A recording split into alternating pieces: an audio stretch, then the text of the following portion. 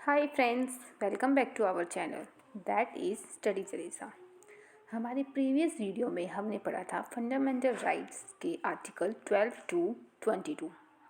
आज हम पढ़ेंगे 23 टू 35 तक आर्टिकल्स, और जो बाकी फंडामेंटल्स रह गए थे वो। Let's start. Fundamental right 3, right against exploitation, जिसका आर्टिकल है article 23 and 24। Article 23 is about prohibition of inhuman trafficking and forced labor. Inhuman trafficking का मतलब होता है selling and buying the human beings. जैसे कि हम चीज़ें आपस में खरीदते हैं ना, वैसे ही ह्यूमन बींग्स को आपस में खरीदना या बेचना, जिस पे सरकार ने प्रोहिबिशन लगा रखा है। नेक्स्ट, प्रोस्टिट्यूशन एंड देवदासनी, ये सब आता है इनह्यूमन ट्रैफिकिंग में। और फोर्स लेबर का मतलब होता है कि जैसे एक पर्सन वो काम कर सकता है, लेकिन वो काम करना नहीं चाहता, तो हम उससे काम नहीं करवा सकते, चाहे हम पैसे दें या बिना पैसे से भी। हम किसी से भी ज़बरदस्ती काम नहीं करवा सकते। लेकिन इसकी एक्सेम्पशन है पुलिस, आर्मी, नेवी, एयरफोर्स, रो वगैरह। इन सब में जो लोग काम करते हैं वो सब है इनकी एक्सेप्शन, वो फोर्स लेबर में नहीं आते, क्योंकि उनके जो लॉ होते हैं वो पार्लियामेंट बनाती है under article 33। According to article 25, a child who is 6 to 14 years is prohibited to work in hazardous factory. जो 6 से 14 साल के बच्चे होते हैं उनको हजार्डियस फैक्ट्री में काम बिल्कुल भी नहीं करना चाहिए। हमारे लॉ के अकॉर्डिंग ये प्रोहिबिटेड है। चाइल्ड लेबर एक्ट भी आया था 1986 में, जिसके थ्रू जो चाइल्ड है वो फॉलोइंग प्लेसेस पे काम नहीं कर सकता, जैसे कि dhaba, restaurant, domestic work, farming, इन सब में जो बच्चा है वो काम नहीं कर सकता। लेकिन फिर आया चाइल्ड लेबर अमेंडमेंट एक्ट 2016। इसमें जो बच्चा है वो अपने पेरेंट्स को हेल्प कर सकता है, फाइनेंशियल हेल्प, लेकिन उसकी जो स्कूल एजुकेशन है वो अफेक्ट बिल्कुल भी नहीं करनी चाहिए। Now fundamental right 4, which is right to freedom of religion, जिसके आर्टिकल हैं आर्टिकल 25 टू 28।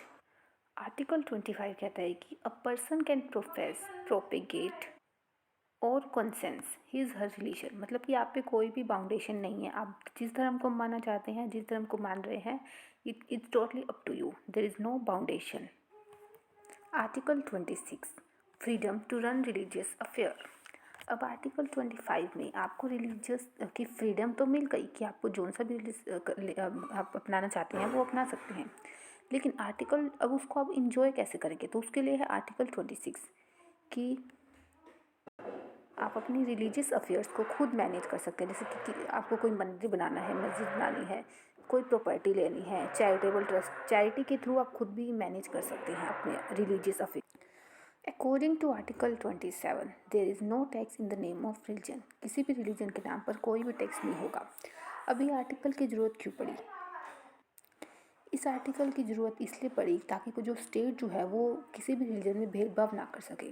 जैसे किसी भी रिलीजन पे, एक रिलीजन पे ज़्यादा टैक्स लगा दिया, एक पे कम, तो ये सब नाउ इसलिए जो टैक्स का कॉन्सेप्ट है वो ही हटा दिया गया।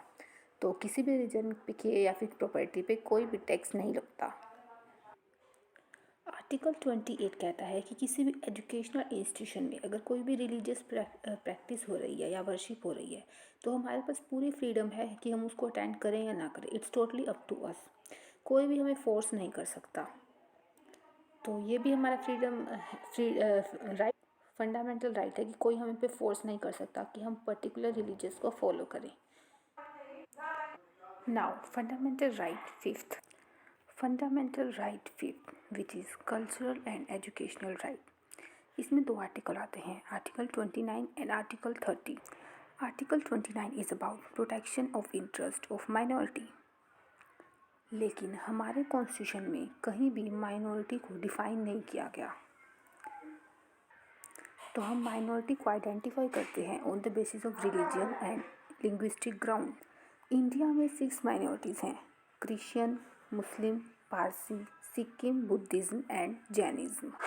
Article 30, minorities can establish educational institution. जैसे अब जो मुस्लिम्स हैं उन्होंने अपने मदरसे खोल रखे हैं, वहाँ पे वो अपने धर्म का जो है वो ज्ञान देते हैं।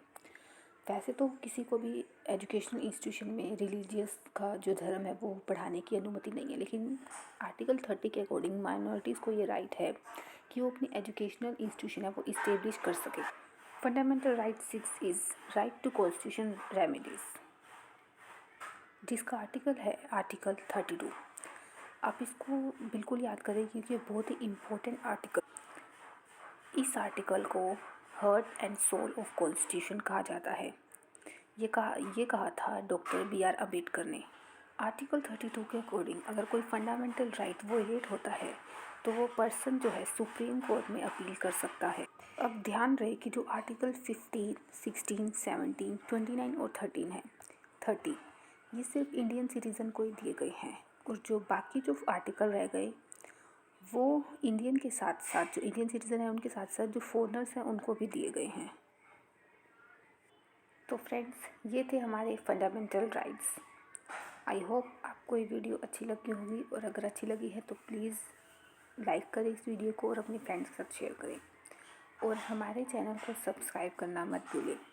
Thank you friends, keep watching it.